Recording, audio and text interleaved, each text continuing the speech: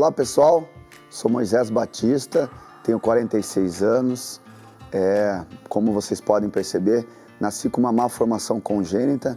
Eu costumo dizer que graças a Deus nasci dessa forma, né? Quando me perguntam, mas o que você teve? Foi uma escolha divina, né? Eu nasci com uma deficiência.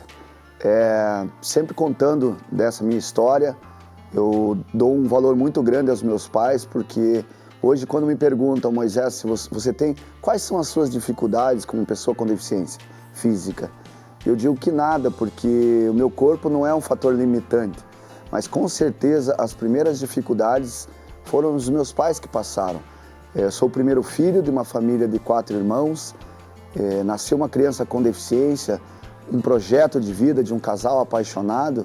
Realmente eu acredito que tenha sido um baque muito grande, né? E eu gosto de ressaltar a coragem que eles tiveram de continuar com esse projeto de ter uma família, que eu acredito que isso é um grande projeto, né? Que hoje nós temos tantas dificuldades com relação à família. E eles tiveram esse projeto, continuaram e tiveram mais 3 filhos. Quando eu pergunto para eles, mãe, mas e aí, quais foram as suas dificuldades? E minha mãe responde, filho, como filho nenhuma, porque eu te amei, te amo e vou te amar sempre porque você é meu filho. Mas a grande dificuldade foi te inserir na escola. Nós viemos do interior do Paraná, eu sou nascido em Telêmaco Borba, morei em Morretes e de Morretes vim a Pinhais. E em Pinhais nós encontramos uma escola próxima de casa, onde eu não fui aceito nessa escola. Por quê? Porque nós não tínhamos classe especial. Então, naquele tempo, aí 30 e poucos anos atrás, tinha essa realidade da classe especial. Hoje, graças a Deus, nós vivemos um novo momento de pluralidade, onde todas as pessoas estão juntas dentro da escola. Mas existia essa realidade. E essa mulher foi tão infeliz que ao invés de colocar um ponto final nessa frase, olha mãe, nós não podemos aceitar teu filho porque nós não temos classe especial, ponto final. Ela acrescentou uma vírgula, botou uma vírgula e acrescentou. Imagina seu filho no meio das outras crianças. A partir dali, a minha mãe passou a perceber o que era ter uma criança com deficiência e que ela talvez ali precisava buscar ferramentas, locais melhores para me dar essa condição. Eu agradeço muito a ela até hoje, o meu pai também, que sempre a relação dos meus pais foram a razão e a emoção, o amor. A razão do meu pai de pensar como é que vai ser, ele me diz, assim, relatos dele, diz que quando eu nasci, ele olhou, a parteira falou, olha, nasceu com alguns probleminhas, e meu pai, a preocupação do meu pai é daquele método antigo, um gaúcho, né, lá do interior do Rio Grande do Sul, que o homem é o provedor da vida, e ele pensava, como é que vai ser esse menino, como é que ele vai prover, o que ele vai poder fazer?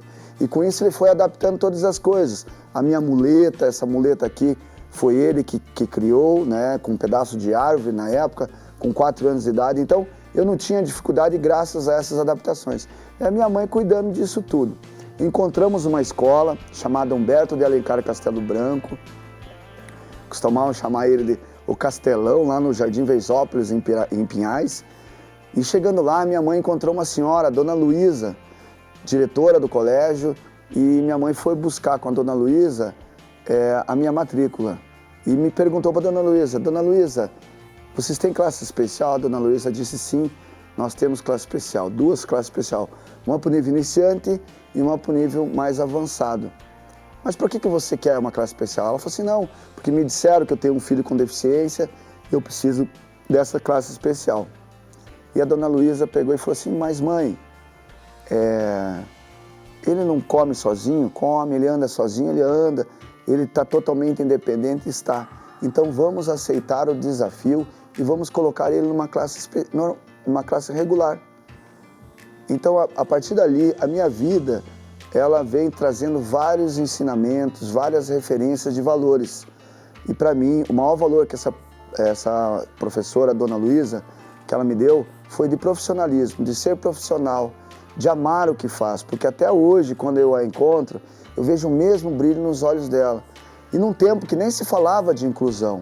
Então, para mim, inclusão da pessoa com deficiência é uma palavra onde ela é meio dúbia. Por quê? Porque nós já estamos aqui.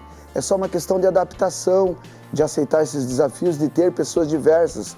E hoje, numa sociedade tão diversa, a pessoa com deficiência é mais um detalhe só. Então, lá atrás, ela já me deu essa referência de que muitas vezes a gente fica procurando ser especialista em algum tema e, na verdade, a gente somente tem que se entregar ao que a gente está proposto a fazer. E eu fui para a escola, vivi dentro da escola, brinquei de todas as brincadeiras possíveis e imagináveis, e a minha grande ferramenta na escola foi a convivência. Eu, com esse corpo diferente, um corpo gritante, entreguei essa minha vida a conviver com o outro, brincar na escola, estar no meio das crianças. Fui muito bem recebido porque também, da minha parte, eu me propus a isso. E é isso uma referência que eu sempre falo para as pessoas que têm algum ponto de diferença, seja uma deficiência, seja uma cor da pele, seja um gênero, um gosto de vida, uma religiosidade. Nós somos povos diversos. Se a gente tem uma particularidade que a gente não se encaixa, nós, primeiramente, temos que nos permitir. Então, eu sempre me permitia conviver com os outros, independente das dificuldades. É claro que começou aquela fase, né? Sonhar com o quê? Até eu brinco muito, né, com essa questão, porque soldado do exército não dava, nem para bucha de canhão. Aí vem aquelas piadinhas, né? Pintor de rodapé por causa da altura, salva-vida de aquário. Esses dias eu estava falando com os jovens e o menino pegou e levantou a mão e falou assim, mecânico de Hot Wheels, né? E, enfim, era uma forma, aí eu como fui me entregando a esse diálogo, ele trouxe isso. Mas é verdade, sonhar com o quê? Naquele tempo não era uma realidade só minha, dificuldades de sonhar. E ali eu percebi que muitas vezes a minha diferença, o que nos torna igual é as dificuldades, porque a minha diferença era física. E muitos dali também não tinham oportunidade de sonhar. Lá na escola, no Humberto de Alencar Castelo Branco. E um belo dia, meu pai passando em frente a uma instituição chamada Associação dos Deficientes Físicos do Paraná e o Clube Esportivo dos Deficientes, ele me levou para essa instituição para quê? Para aumentar esse leque de oportunidades, né? Para que eu pudesse conhecer outros ambientes. E eu lembro que quando eu cheguei lá, eu falei para o meu pai, falei, meu Deus, aqui parece o mundo dos Teletubbies, né? Porque só tinha deficiente. E eu, por o fato de eu ter convivido no meio de todas as crianças sem deficiência, eu olhei lá e falei, nossa, quanta pessoa com deficiência. E percebi que tinham pessoas que dirigiam seu carro. Eu lembro que o Nivaldo, meu amigo Nivaldo Menin, né, dirigindo seu carro Fusca Verde, todo adaptado. Falei, pô, os caras conseguem dirigir.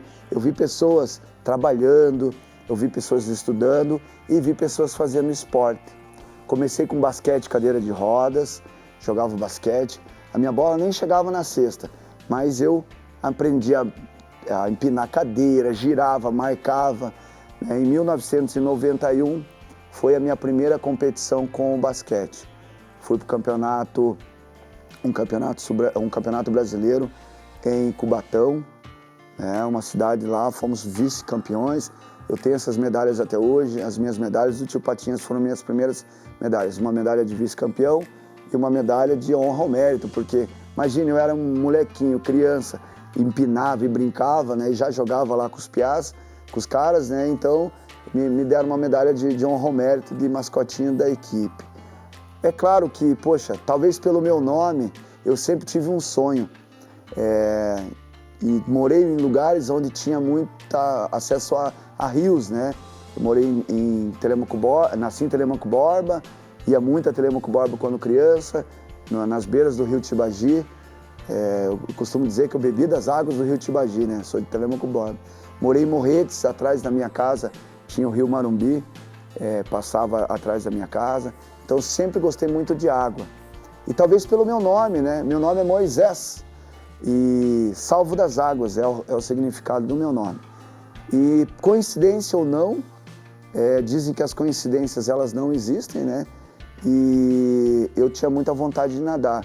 E até que um dia um cara chamado Nelson Perfeito Júnior me fez uma proposta, se eu queria nadar, me ofereceu um espaço onde ele era professor na época, na antiga escola Moby Dick, ali no Tarumã. Hoje, ali no Tarumã ela já não existe mais. E ele me fez essa proposta. E eu aceitei como uma forma de trabalho, né? Começamos a treinar 3 vezes por semana, depois passei a treinar todos os dias, aumentando os volumes de treino e comecei a competir. Isso foi em 94, 95 competi sul-brasileiro, 95 depois fui para o Campeonato Brasileiro, fui campeão em 3 modalidades no sul-brasileiro, Campeonato Brasileiro, depois 96 fui campeão sul-brasileiro, campeão brasileiro em 3 modalidades e um belo dia, em 1997, me ligaram perguntando se eu tinha passaporte. Eu falei que não. Mal imaginava eu ir para o Paraguai. Para o Paraguai não precisa de passaporte, né? Então eu falaram para mim, olha Moisés, você trate de fazer teu passaporte porque você está sendo convocado para o Campeonato Mundial na Inglaterra. Para mim, ali foi um grande divisor de águas na minha vida. Eu fiquei, nossa, em 3 anos, 2 anos e pouco, 3 anos, de muito trabalho, de vários profissionais envolvidos, fisioterapeutas, psicólogos. Eu já estava indo para uma competição internacional. Fui um privilegiado. A minha vida, ela é um privilégio. Por quê? Porque eu passei por coisas fantásticas. A primeira delas com o esporte foi essa.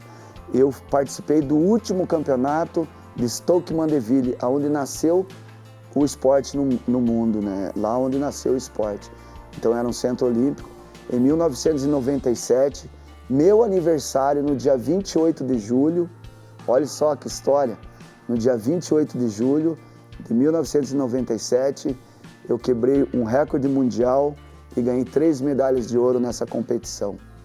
Então eu não tenho como deixar de contar a felicidade que foi, né? E a partir dali, porque eu acredito que a nossa vida é como uma pirâmide. Para uns é um círculo, as pessoas ficam rodando em círculos. Para mim, o esporte me ensinou isso, que a vida é uma pirâmide. Eu comecei lá embaixo e fui crescendo, crescendo, crescendo dentro do esporte. E buscava sempre um novo objetivo. Qual é o grande objetivo de um atleta olímpico? É a Olimpíada. E de nós, a Paralimpíada, a nossa Olimpíada paralela. E a partir dali comecei a correr atrás de outros objetivos, além desse campeonato mundial. E fui a 4 Parapan-Americanos, fui a 8 competições internacionais, pré-mundiais, mundiais, e cheguei a 2 Paralimpíadas com a natação. Foram as Paralimpíadas de Atenas, 2004. Eu fui fazer uma prova, fiquei em 8º lugar na Paralimpíada de Atenas. Em 2008, fui para a Paralimpíada de Pequim. Então vocês vejam, mais uma vez, o mundo, a vida me dá uma história diferenciada. Eu fui para o berço da civilização dos 2 povos, oriental e ocidental, né? Atenas e Pequim. Conheci pessoas maravilhosas lá. E continuei correndo, continuei competindo. Meu último Pan-Americano, minha última participação com a natação foi em 2011, planejada. Em 2011, um cara chamado Marcelo Kamarowski e o irmão dele, Carlos Kamarowski, da Instituição Saúde e Esporte, me fizeram um convite para eu jogar rugby em cadeira de rodas. Vocês lembram que eu acabei de falar? Que eu comecei no basquete, que eu tinha uma habilidade com a cadeira. Então, eles sabendo disso, me chamaram porque eles estavam começando com o time em 2011, Gladiadores, e para que se eu queria jogar. E muita gente já me dizia que eu ia me dar bem no rugby em cadeira de rodas, pela minha habilidade com o basquete. Falei, olha, esse ano não, 2011 vou finalizar Parapan e em 2012 eu começo com o rugby em cadeira de rodas. Então não foi um momento fácil, porque você abrir mão de uma modalidade onde eu era o 2º da América, Parapan de Guadalajara, eu peguei medalha de prata, eu era 2º da América e 8º do mundo. E você começar do zero em outra modalidade é um desafio, é uma coragem que você tem que ter, mas eu fiz esse planejamento para tentar chegar ao Rio 2016. Então o meu objetivo era chegar a mais uma Paralimpíada, tentar um ciclo, porque eu já tinha ido em 2 Paralimpíadas com a natação. Fui para Guadalajara, mudei de esporte, comecei a jogar nos Gladiadores. Nesse ano subimos os Gladiadores para a 1ª divisão, então já fui muito feliz ali, subimos para a 1ª divisão. A partir dali comecei a correr atrás, nesse primeiro ano já fui para a Seleção Brasileira de Rugby, onde eu só saí da Seleção Brasileira em 2015. A minha última participação internacional com o rugby foi em 2015. Foram 2 Pan-Americanos com rugby. Em 2013 nós fomos terceiro lugar. Em 2015 perdemos a medalha de bronze para a Colômbia. Foram várias competições internacionais. Eu conheci muito a Europa através do rugby, porque na Europa era onde o rugby era mais desenvolvido. Então hoje eu estou no esporte, continuo jogando rugby. Hoje estou jogando por um time de Bebedouro. Os meus desafios hoje com o esporte são além da quadra, sabe? Eu ganhei muita coisa e até me emociona falar isso, porque eu ter essa oportunidade hoje de poder proporcionar isso a outras pessoas, fazer o que já fizeram por mim. Então hoje eu jogo pelos Bebedouro, comecei ontem, inclusive voltei de viagem, acabei de chegar e estou aqui gravando, fui fazer um campeonato, primeiro campeonato com eles. Hoje eu trabalho no governo do estado, desenvolvendo um programa de paradesporto para as cidades do Paraná. Nós estamos entregando equipamentos, capacitando professores, fazendo com que o esporte seja desenvolvido. Então, para mim é um orgulho enorme poder fazer parte desse time do governo do estado. E como eu disse, nós não somos, eu sempre digo que nós não somos, nós estamos. E para mim, então, é uma grande oportunidade. Esse momento aqui é um momento ímpar, porque eu acredito que a informação é a maior oportunidade que uma pessoa pode ter.